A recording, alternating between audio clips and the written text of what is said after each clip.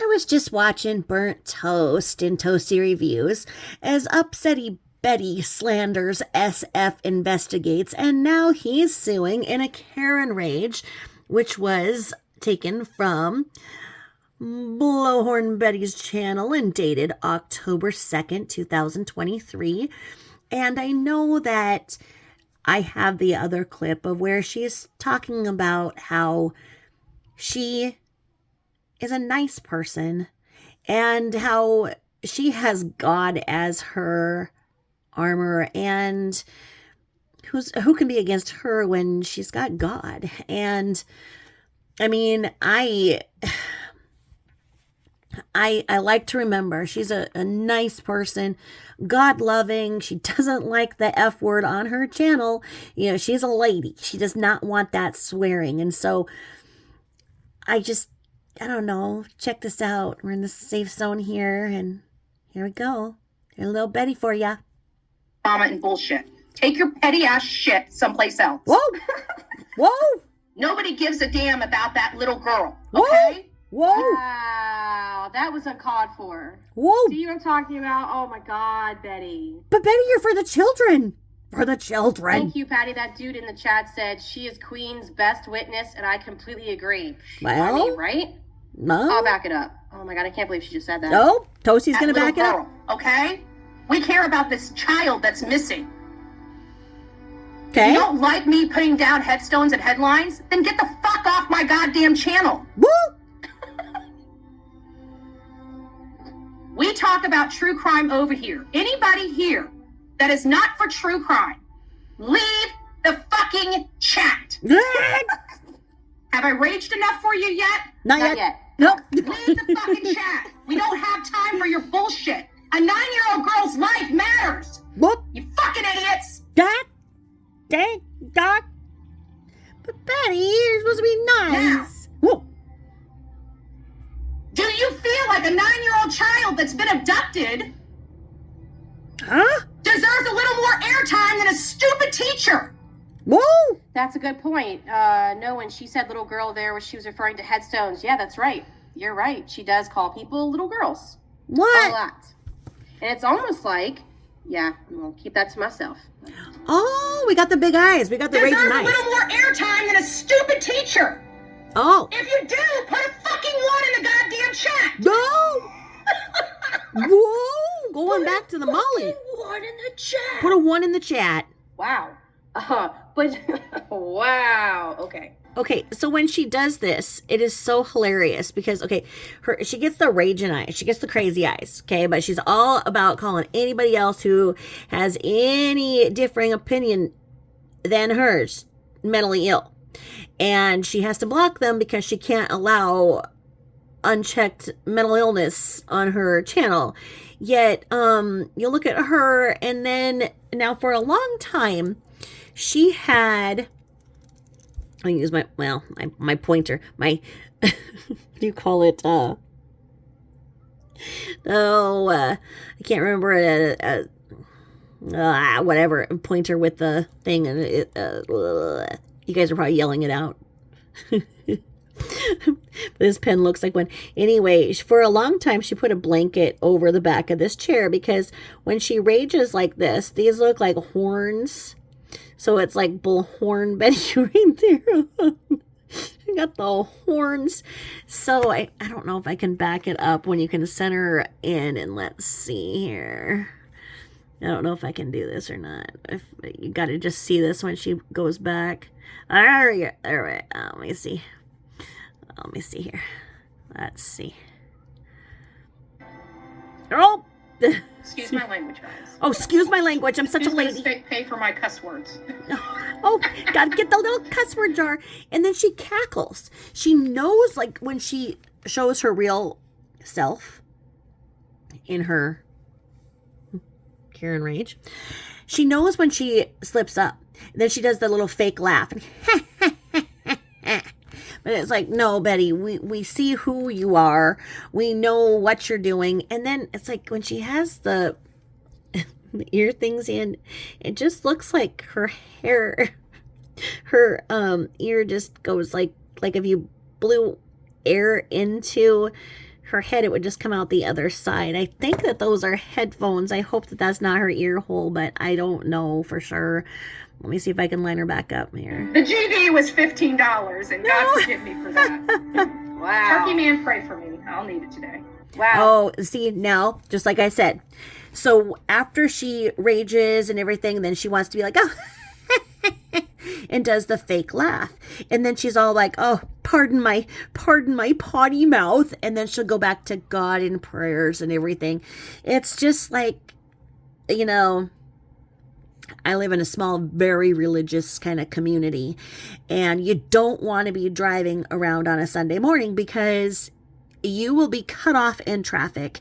And each of them will have each minivan full of kids to indoctrinate with the religion, they'll have these bumper stickers identifying which church they go to. And so, I mean, literally, you know, while you're waiting to make a left, you want to, you know, wait till you're safe to make one. Somebody will come out on the right and go past you because they've got to get to church and they've got to get a good parking spot and they've got to be all dressed up with their Christianista jewelry and all of that and their bejeweled jeans.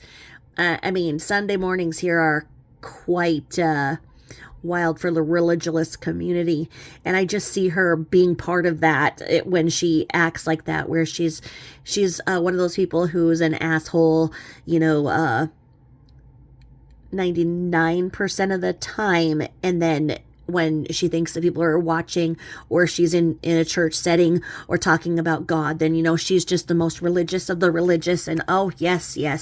And it's just so funny. And now it doesn't so much look like horns. It looks like she's got little ears here, little cat ears kind of, but they're pink. So maybe some kind of I don't know what kind of animal it is, but she's always calling people animals. I don't know what kind of animal a Betty would be. I mean, and Toasty has her in her bull cow pen, and she's one of the, I think she's one of the top cows there. Makes you want to do some cow tipping. Let me see if she's all right here, if I can let this go after but this one, I just had to share this Karen rage. So you get to act like an absolute banshee on this platform, and then you're like, give me money. Yep. And you see why people call you a grifter. My God. Yep. Okay, nobody gives a damn about your petty ass bullshit anymore. Whoa. We're done with it. Whoa. All of these these true crime channels, we're done with your drama bullshit that you bring into every one of our channels. You want drama? Keep it on your fucking channel and leave it off of ours. Whoa. We talk about real people's lives here and real true crime, and you don't have to like it. You don't have to like it at all. But you don't get to keep coming over here every fucking day and disrupting when we're trying to advocate for a 9-year-old child that's missing and abducted. You fucking idiot! Ah! Now headstones and headlines, get your fucking clickbait! Woo! Go make your fucking money, you fucking cunt! Whoa! And y'all. Yeah. I'm gonna leave it right there. I mean, this is a nice lady, like I've shown you. I've got this little playlist here, as you can see, of the questions I have for Betty, because there's just so many things. She says things, but then they don't add up. So I've got the one where she says she's a nice person. And I don't know, I see things like this, and I'm just like, I don't know. But you know what? Here's the thing. She says that she can do whatever she wants with her money. That it's her money to do with whatever she wants. Well, she doesn't have a freaking job. All of the money she gets is from grifting. And she says that she needs this money so that she can go out and advocate for children and find children. Well, she hasn't found anything, and all she has done is interfere with active investigations. And that is not only my opinion, that is the truth, because I am still really disgusted in what she had happen on behalf of her appearance here in getting the Madeleine Kingsbury search canceled. I know that you guys have probably heard me talk about it before, but when Madeleine Kingsbury went missing, it was a day where we had a huge blizzard here. It was the April Fool's blizzard. And so the area in which they knew the suspect, who is now charged, not yet convicted of unaliving Maddie. They had a very, very small area in which they knew that he could have went. So the search area was very concise. The searches were organized by law enforcement and her friends and family, of which she has a beautiful friend and family representation.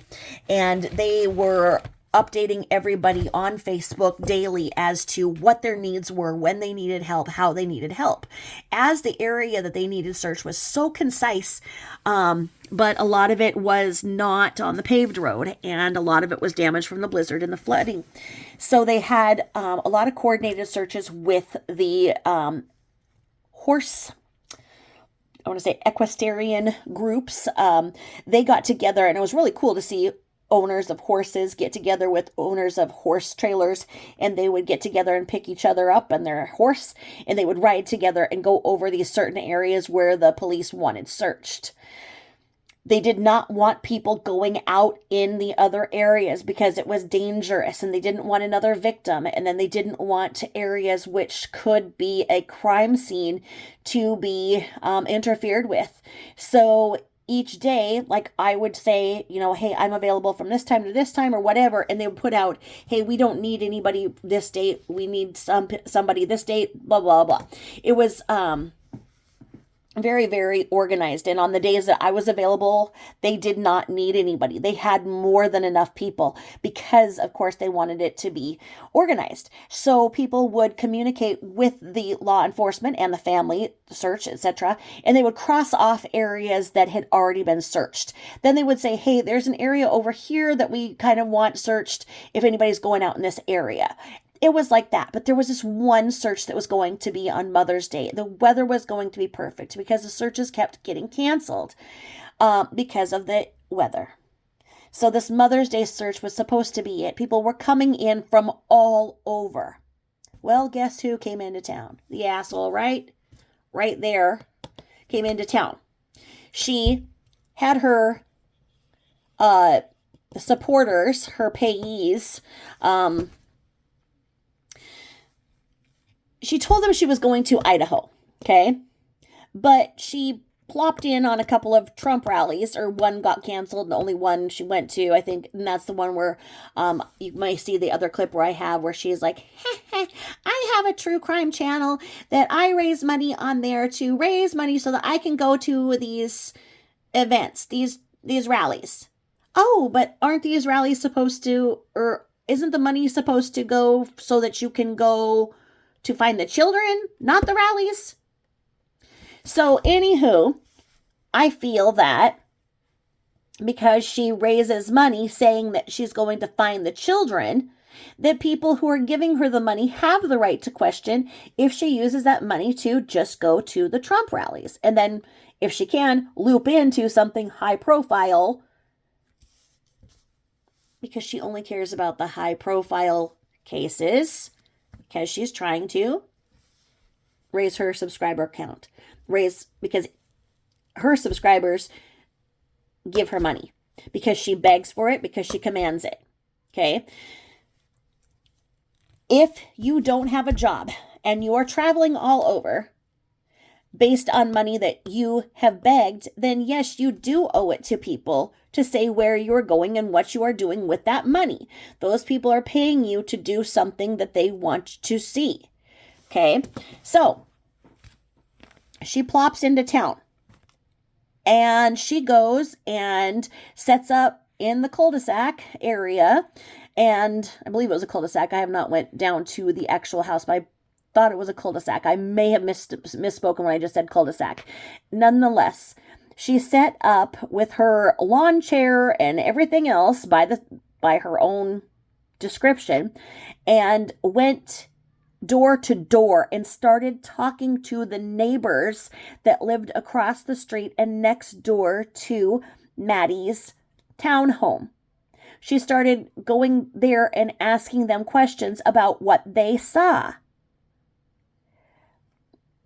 Those would be material witnesses in an active investigation. You don't do that.